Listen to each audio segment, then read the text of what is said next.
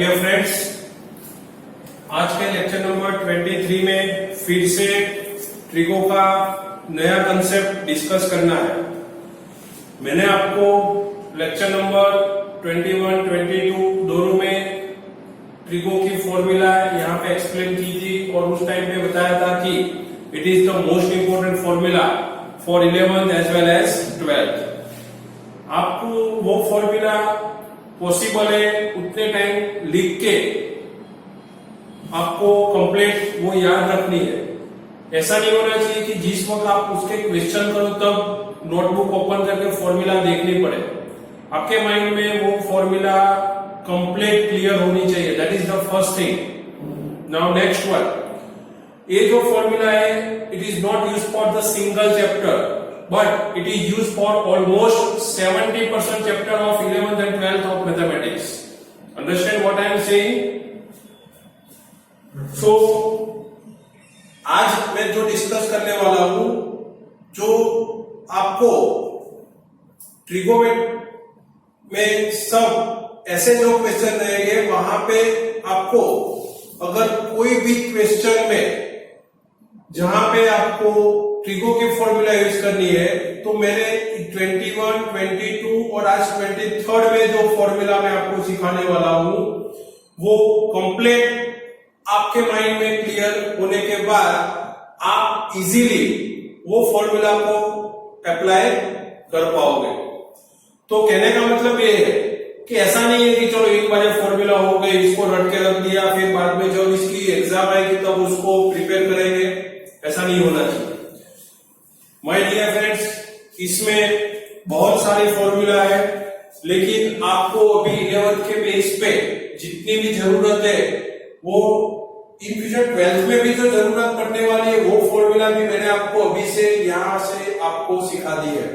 इसका रीजन एक ही है क्योंकि अगर आप जब 12th में एंटर होंगे तब आपका अगर 11th का बेस जितना भी स्ट्रॉन्ग रहेगा तो आप 12th के चैप्टर इजीली क्रैक कर पाओगे। जेडब्ल्यू मेन के लिए आपको ये बहुत बहुत बहुत इंपॉर्टेंट पार्ट है, क्योंकि कोई भी चैप्टर को पकड़ लो, 12th के कोई भी चैप्टर को पकड़ लो तो हमने लास्ट 2-3 लेक्चर में जो सीखी है वो फॉर्मूला 110% आपको कोई ना कोई जगह पे तो यूज करना ही पड़ेगा। तो इसीलिए मैं आपको फिर से बता रहा हूं कि आप ठीक से इसको याद रखो, बार बार उसकी प्रैक्टिस करो, हफ्ते में 2-3 बार इसको लिखो और फिर से सेल्फ टेस्ट कंडक्ट करके आप इसको एक बार फिर से पूरी फॉर्मूला इसको प्रिपेयर कर सकते हो। ओके, तो आज जो मैं डिस्कस करने वाला हूं तो मैं यहां पे आपको बताऊं कि zeros of the trigonometric function, zeros of the trigonometric function, as for example मैं आपको बताऊं कि x square minus 1 is equal to 0, this is the equation। तो आप जब 9th और 10th में पोलिनोमियल पढ़े थे तो पोलिनोमियल में आता था zeros of the polynomial। zeros of the polynomial मतलब मान लो कि ये इक्वेशन है, तो इक्वेशन की वैल्यू कितनी है, x square minus 1 is equal to 0। so for which value of x where x square minus 1 is equal to 0, so you can say plus 1 or minus 1। okay, right or not? so plus 1 and minus 1 both are the value of x square minus 1 which is equal to 0। so plus 1 and minus 1 are the value of x square minus 1 is equal to 0। so zeros of x square minus 1 is plus 1 or minus 1।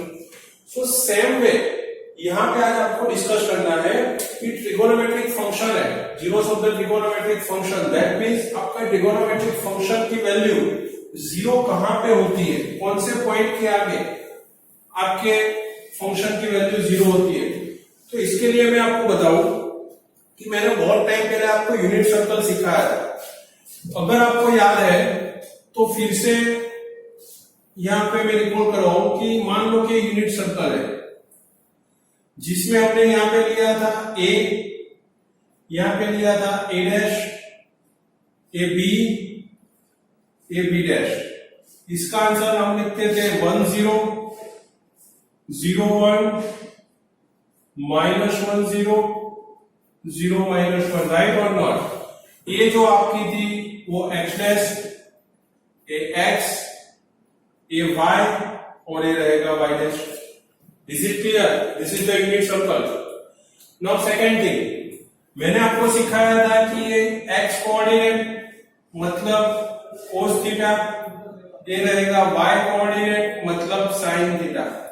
तो आपके जो चारों चार point है A B A dash and B dash, ये चारों चार point में, तो चारों चार पॉइंट में your first coordinate x is cos theta, second coordinate y is sin theta, so cos theta and sin theta.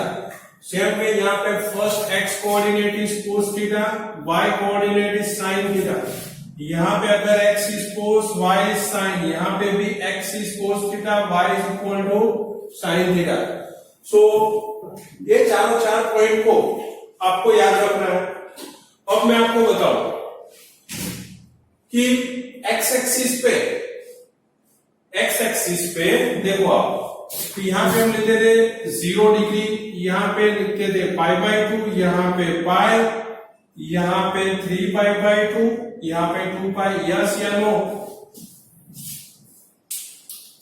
Okay, इससे आगे एक और रोटेशन जाते हैं 0 π/2 के बाद यहाँ पे रहेगा 5π/2, यहाँ पे रहेगा 3π, यहाँ पे रहेगा 7π/2, यहाँ पे रहेगा 4π। सो एंटी क्लॉकवाइज ऐसे आप घूमते जाओगे तो आपको जितने भी नंबर्स मिलेंगे वो सब नंबर का ऑब्जर्वेशन करो कि आप एक्स एक्सिस पे खड़े हो, मान लो कि, तो एक्स एक्सिस पे आपका वाई कोऑर्डिनेट 0 है। देखो, इज इट क्लियर? यहाँ पे लेफ्ट साइड भी और राइट साइड पे, तो एक्स एक्सिस पे आप कितने भी रोटेशन अगर कंप्लीट करोगे, there are infinitely many numbers from clockwise और एंटी क्लॉकवाइज। आप कितने भी रोटेशन कंप्लीट करोगे, your y coordinate is 0 in on x axis, so your y coordinate is 0, मतलब तो यहां पे कौन से मेजर रहेंगे? पाई के फॉर्म में पाई, 3π, यहां पे 2π, 4π, राइट और नॉट? अगर आप क्लॉकवाइज भी जाओगे तो यही रहेगा, लेकिन नेगेटिव, कोई डिफरेंस तो है नहीं। तो इसके लिए हम कंसीडर कर सकते हैं कि your sin theta is 0 if and only if your sin theta is 0. Sin theta मतलब your y coordinate, so sin theta is 0 if and only if your theta is of the form k pi when k belongs to z. If and only theta is of the form k pi, k belongs to z.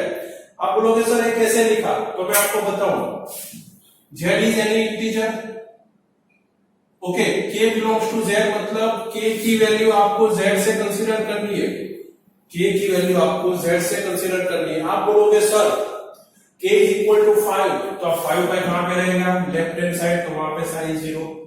अब बोलोगे k is 2, तो यहां पे रहेगा 2π, तो right hand side sine is 0। आप बोलोगे मेरे को लेना है k is equal to 105, 105 is odd number, again it is in left hand side, so your y coordinate is 0। आप बोलोगे k is equal to 200 pi, again it is even pi, so right hand side your y coordinate must be 0. Is it clear? So आप कितने भी rotation complete करोगे, x अक्ष को पकड़ के रखो, तो x एक्सिस पे your y coordinate must be 0. That's why your sin theta is of the form 0 if and only if your theta is of the form k pi, k belongs to z. Clear? k की कोई भी value आप बोलोगे sir 0 लेना है, no problem, 0 degree ले लो तो भी साइन 0। अब आपको याद रखना है माय डियर फ्रेंड्स कि थीटा की वैल्यू अगर पाई के फॉर्म में, if it is a multiple of pi, theta is a multiple of pi, then your sine theta must be 0. Sine theta must be 0. k is any integer, positive, negative, including 0 itself.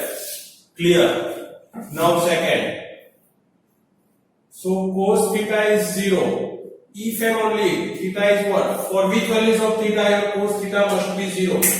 तो यहां पे देखो, आपका cos theta यहां पे भी 0 होता है y एक्सिस की पॉजिटिव डायरेक्शन और y एक्सिस की नेगेटिव डायरेक्शन दोनों में। अगर ऊपर की डायरेक्शन में 0 होता है तो यहाँ पे देखो x कोऑर्डिनेट 0 मतलब cos थीटा 0, यहाँ पे x कोऑर्डिनेट 0 मतलब cos theta 0। Your x coordinate is nothing but your cos theta. Okay, so your x coordinate is 0 मतलब cos theta is 0. So यहाँ पे देखो, so x is equal to cos theta, it is 0 0। तो आप बोलोगे यहाँ पे पाई बाय 2 के आगे भी 0 है, 3 पाई बाय 2 के आगे भी 0, 5 के आगे 0, 7 के आगे 0। Yes, so your theta is of the form 2k plus or minus 1 pi by 2। क्या लिखोगे आप? 2k plus or minus 1 pi by 2। मैं आपको बता दूं कैसे लिखना है। देखो आप ऊपर कितने भी रोटेशन कंप्लीट करोगे, पाई by 2, 5 pi by 2, 9 pi by 2, फिर 13 पाई बाय 2, समथिंग लाइक दैट। और नीचे की ओर रहेगा 3 पाई by 2, 7 pi by 2, 11 pi by 2, 15 pi by 2 and so on. तो ये y एक्सिस की पॉजिटिव डायरेक्शन में रहेगा, ये रहेगा y एक्सिस की नेगेटिव डायरेक्शन में, यानी मतलब ये ऊपर की ओर रहेंगे, ये सब वैल्यू नीचे की ओर। ये सबको अलग अलग एंगल है उसको एक ही फॉर्म में लिखना है। तो मैं आपको बताऊं कि यहाँ पे देखो पाई बाय 2 और 5 पाई बाय 2 दोनों में कॉमन पार्ट क्या है? पाई बाय 2। यस, अच्छा यहाँ पे पाई बाय 2 का कोएफिशिएंट 1, यहाँ पे पाई बाय 2 का कोएफिशिएंट क्या है? 5। क्लियर? तो दोनों का डिफरेंस कितना है? 4 का डिफरेंस है। ओके, 4 का डिफरेंस है, लेकिन यहाँ पे क्या है? बाय 2। तो आप इसको लिख दो 2k plus 1। अब सोचो मैं यहाँ पे क्यों 2k plus 1 लिखा? फर्स्ट थिंग, यहाँ पे ओड नंबर है 1, 5 भी ओड नंबर है, 3 भी ओड है, 7 भी ओड है, देखो सब ओड नंबर है। तो 2k plus 1 is odd for k is any integer. For k is any integer, 2k is even, 2k plus 1 is odd. If you take k is equal to 1 for k is any z, अगर k is equal to 1 लोगे तो क्या मिलेगा? यहाँ पे 2 1 जा 2 plus 1, 3 pi by 2, तो ये वैल्यू मिलेगी, तो भी आपका cos 0। अगर k is equal to 2 रखो तो 5 पाई बाय 2, तो ये भी 0।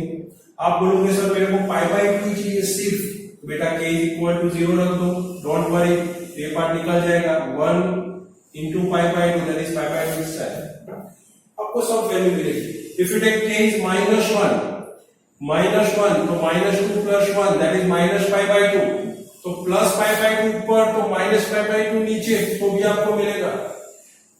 तो मतलब यहाँ पे मैं 2k भी लिख सकता था, लेकिन 2k के आगे आपका नंबर इवन होता है for any k belongs to z, and 2k plus 1 is odd number. So यहाँ पे आपका होता है zeros of the cos theta is 2k plus 1, और 2k minus 1 भी लिख सकते हो, डोंट वरी। देखो जैसे 2k plus 1 लिखा वैसे 2k minus 1 लिखो, कोई चेंज नहीं रहेगा। If you take k is 0, then directly minus pi by 2, k is 1, that is plus k is 0 रखो, k is 0, so 2 into 0 is 0, minus 1 into pi by 2, तो minus pi by 2। आप anti clockwise जाओगे तो first minus pi by 2, k is 1 रखो, 2 1 जा 2, 2 minus 1 is 1, so again it is pi by 2, so first, so आप दोनों में से कोई भी कंसीडर कर सकते हो। मतलब यहां पे ऐसा हुआ कि अगर आपको cos को 0 कंसीडर करना है तो इसका मल्टीपल पाई बाय 2 के फॉर्म में होना चाहिए। तो zeros of cos theta is 2k plus or minus 1 pi by 2 for some k belongs to z, either of these, either 2k plus 1 or 2k minus 1, मैंने दोनों साथ में लिखा है, 2k plus or minus 1 pi by 2 for some k belongs to z। Clear है? ये जो मैं आपको एक्सप्लेन कर रहा हूं वो ठीक से समझो कि यहाँ पे थीटा की ऐसी कौन सी वैल्यू आएगी कि जिसकी वजह से आपका cos थीटा पूरा 0 बनेगा।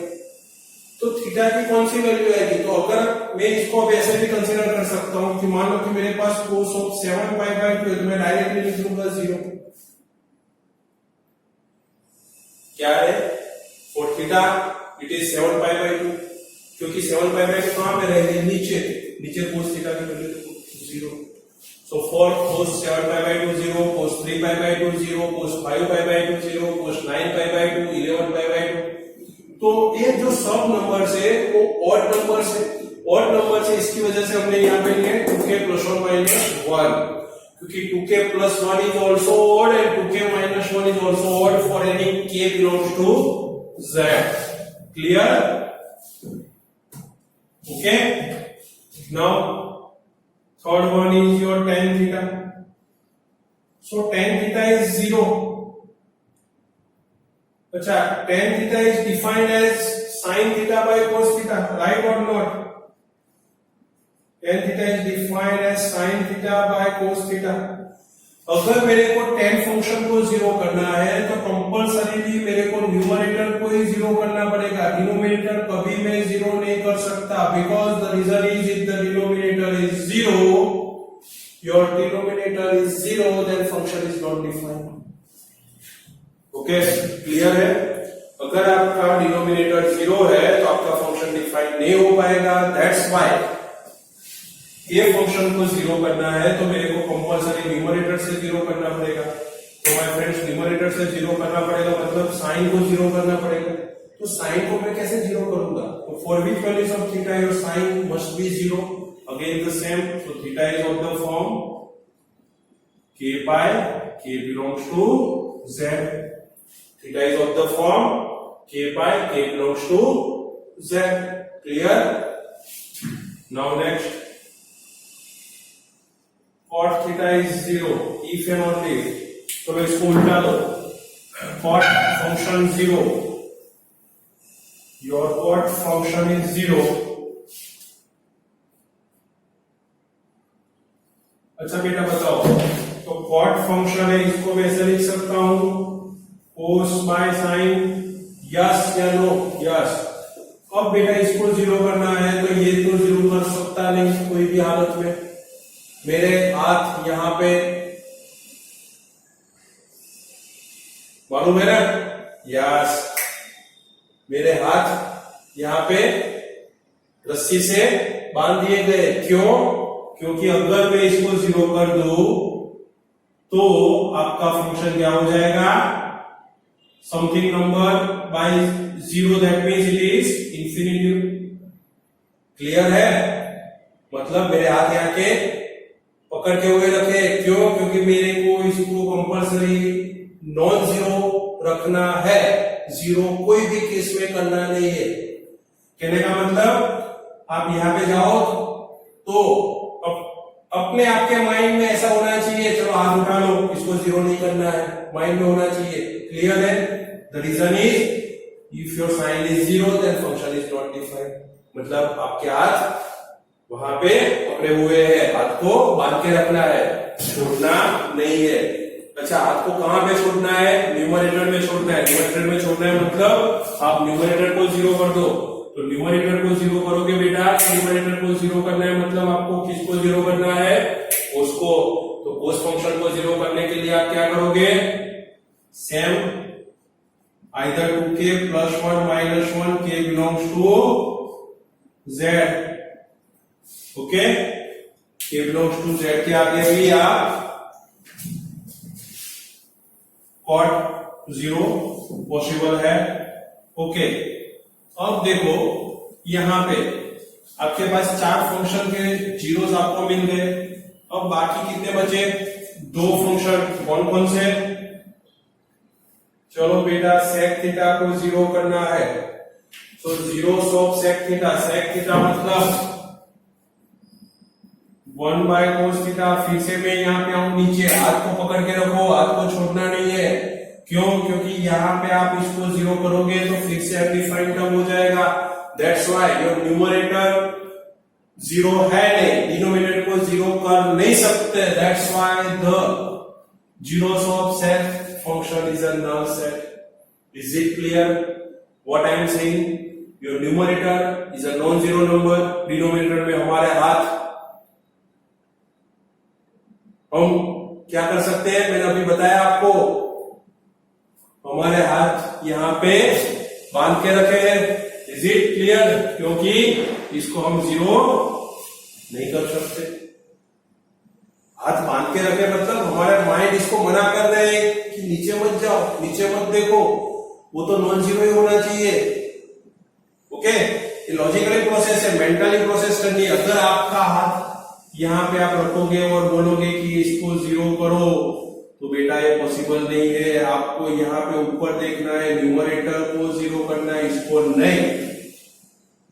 Clear? Okay, so sec theta is 0 is not possible. Sec theta 0 is not possible. Sec theta कभी भी 0 नहीं हो पाएगा, because so sec theta कोई भी केस में 0 नहीं पाएगा। So zeros of sec theta, zeros of sec theta is a null set. Why? वो मैंने आपको रीजन बताया। Okay, same way cosec theta is 0, again it is not possible because zeros of cosec theta is again a null set, क्योंकि cosec theta is nothing but 1 by sin theta। फिर से मैं यहाँ पे हाथ रखूं तो मेरा माइंड मना कर देगा कि वहां पे मत जाओ, ऊपर देखो, ऊपर तो जीरो होता नहीं है, नीचे जीरो कर नहीं सकते, नीचे जीरो कर नहीं सकते, ऊपर जीरो होता नहीं है। That's why the whole number, that is the whole function sec theta is a non-zero. For any values of theta, there must be non-zero. So zeros of the sec function is null set, zeros of the cosec function is null set, and zeros of the for function sin, cos, tan and cot, it is k pi or 2k plus or minus 1 pi by 2। तो आपको क्या रखना है? अगर sin है तो k pi, तो sin और tan के लिए सेम है, cot और cosec के लिए सेम, मतलब आपको दो ही याद रखना है, बाकी दो क्लियर है। Is it clear? सो यहां तक क्लियर है आपको? ओके, तो ये जो मेन इंपोर्टेंट पार्ट था कि आपका फंक्शन जीरो कहां पे होता है, तो आपको इजीली इसको ऐसे याद रखना है। Okay,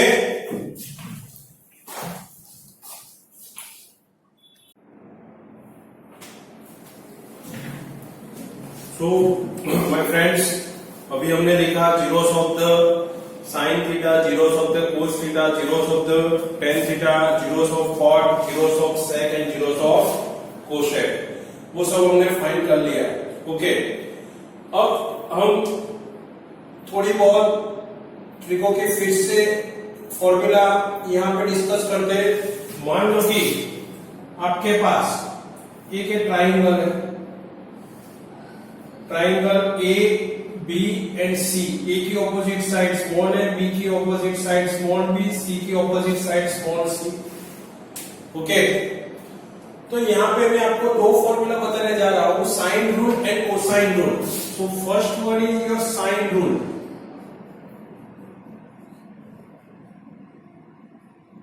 what is sine rule?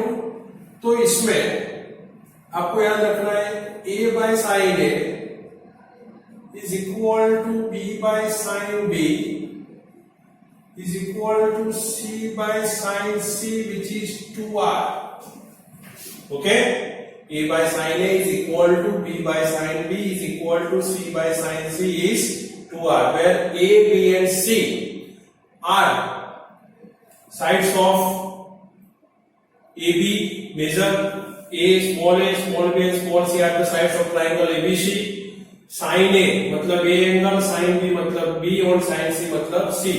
तो इसको हम ऐसे भी याद रख सकते हैं, इसको ऐसे भी लिख सकते हैं। अगर ए बाय साइन ए को 2r के साथ कंपेयर कर दो, A is 2r sine A, B is equal to 2r sine B and C is equal to 2r sine C. Okay, तो ए जो है मोस्ट इंपोर्टेंट फॉर्मूला है तीनों तीन, that is the sine rule. Okay, now what? Cosine rule. What is cosine rule? सो ये cosine rule है। मान लो कि एक कोस ए की फॉर्मूला लिखनी है, तो इसको कैसे लिखना है मैं आपको बताऊं। मान लो कि कोस ए की फॉर्मूला लिखनी है, तो कोस ए की जो एंगल है उसका ऑपोजिट साइड्स क्या है, ए। ओके, तो आपको क्या लिखना है कि कोस ए कौन सी दो साइड से डिफाइन होता है, बी एंड सी। तो आपको लिखना है B square plus C square.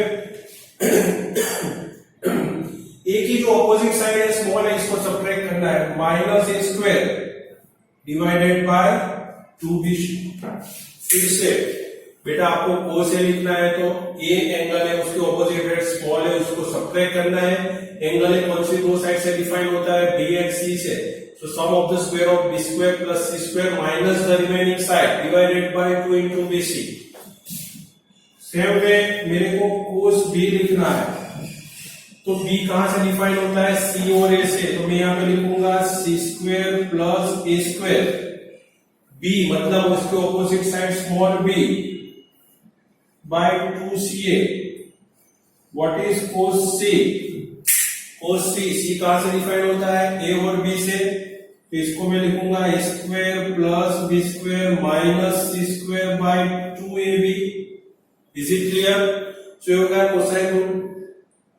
Okay, तो यहां पे मैंने जो आपको बताया कि एक साइन रूल और एक cosine rule, this is again the most important formula.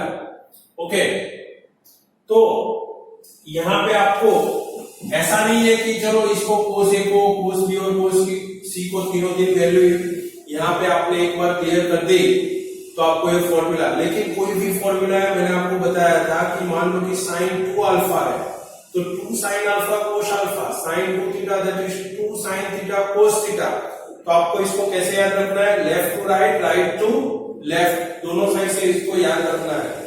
तो कई बार इसको ऐसे भी लिख सकते हैं कि B square plus C square minus A square is equal to 2bc cos A. B square plus C square minus A square which is 2bc cos A. Same way C square plus A square minus B square which is 2ca cos B. A square plus B square minus C square which is 2ab cos C. Okay, तो ये formula हो गया आपके sine rule and cosine rule. Clear है? Okay, तो यहां पे जो मैंने आपको बताया कि एक जो ट्राइंगल है वो ट्राइंगल पे से आपको यूज करना है कि साइन रूल और कोसाइन रूल। साइन रूल के की formula simple, a by sin a is equal to b by sin b is equal to c by sin c that is equal to 2r। इसको ऐसे भी लिख सकते हैं, is equal to 2r sin a, b is equal to 2r sin b and c is equal to 2r sin c। Capital है capital b and capital c which are the angles of triangle ABC and small a, small b and small c are the sides of triangle ABC। Same way cosine rule में भी जो use किया है वो भी आप लिख सकते हो। तो ओके, यहां पे जो फॉर्मूला मैंने लिखी है वो जब हम एमसीक्यू डिस्कस करेंगे उसमें कोई ना कोई जगह पे फॉर्मूला आपको यूज करनी है, तो उसको प्रैक्टिकली जब यूज करेंगे तभी आपके माइंड में वो क्लियर हो जाएगा कि ये फॉर्मूला कहां पे कैसे यूज करना है। अभी आपको सिर्फ इसको विजुअलाइज करके इसको याद रखना है, क्योंकि ट्रिगो का एक पार्ट है, इसीलिए मैंने आपको अभी उस टाइम पे अगर जरूरत पड़े और उस टाइम पे मैं आपको बोलूं इससे बेटर है पहले मैंने आपको बता दिया है। और सेकेंड थिंग कि अभी आपको एक फॉर्मूला का एक पूरा लिस्ट कंप्लीट करना है और 2-3 बार जितने भी टाइम्स पॉसिबल है उतने टाइम्स लिख के आपको पूरी याद रखनी है। ओके,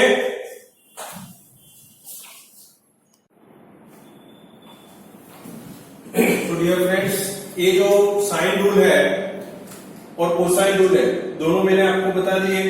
इसके आगे हमने zeros of sine, zeros of cosine and zeros of tan, cot, cosec और सेक सब का डिस्कशन किया। तो आज के जो लेक्चर है वो सब जो फॉर्मूला डिस्कस किए वो आपका मोस्ट इंपोर्टेंट पार्ट है। यहाँ आपको साइन रूल और कोसाइन रूल बताया, इसके अलावा अभी 2 फॉर्मूला आपको याद रखनी है। एक है projection formula and second one है नेपियर फॉर्मूला। सो यहाँ पे मैंने आपको बता दिया है कि स्मॉल ए स्मॉल बी और स्मॉल सी क्या है। This is the sides of the triangle ABC. Capital A capital B capital C is the angle of triangle ABC. Okay, और आर आपको मालूम है circumradius, R is the circumradius. Okay, this is nothing but your circum radius. Okay, सो आज यहाँ पे मैंने आपके साथ जो डिस्कशन किया वो साइन रूल और cosine rule. Now we discuss about some projection formula. तो यहाँ पे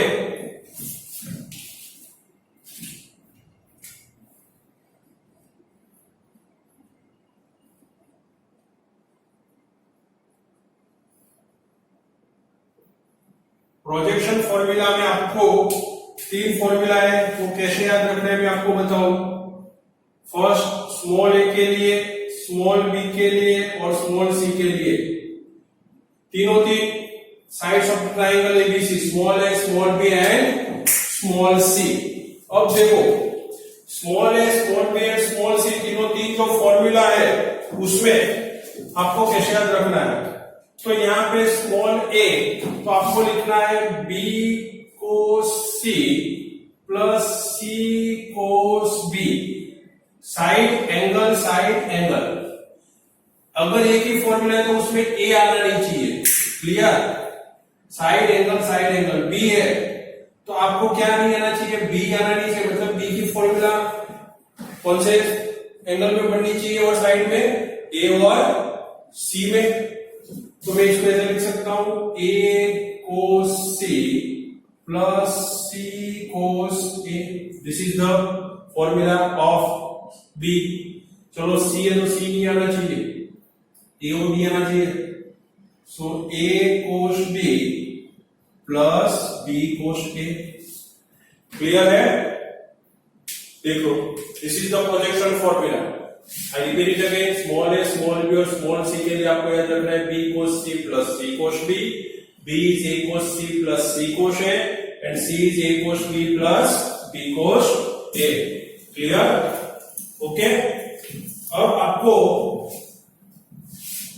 इसके बाद मैं यहां पे बताऊं